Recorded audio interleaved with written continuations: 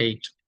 So .NET 8, we have what's new in .NET 8.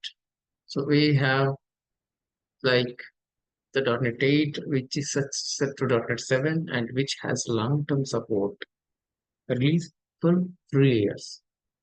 What is runtime enhancements in .NET 8? We have performance improvements, garbage collection and optimization, core and extension library updates, new globalization mode for mobile apps, and source generators for COM, intercom, configuration binding, and we got C Sharp 12.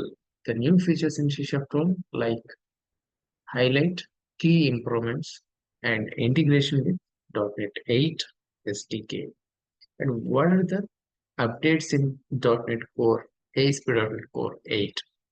So we see the improvements in Blazor, Signal, minimal APIs, native AOT, Castrol, and HTTP.sys services, authentication, authorization. These are all the fits in ASP.NET Core. And we also got MAUI enhancements, like the new functionalities added here, controls and gesture recognizers, Windows app features, and navigation improvements, platform integration, the performance and enhancements, and the behavior changes we got with .NET MAUI. The Entity Framework Core 8, we got key improvements like complex type objects, collections of primitive types, JSON column mapping, raw SQL queries, and then lazy loading and track entity access, model building and math translations,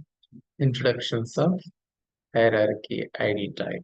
These are all the new improvements happened with Entity Framework Core 8.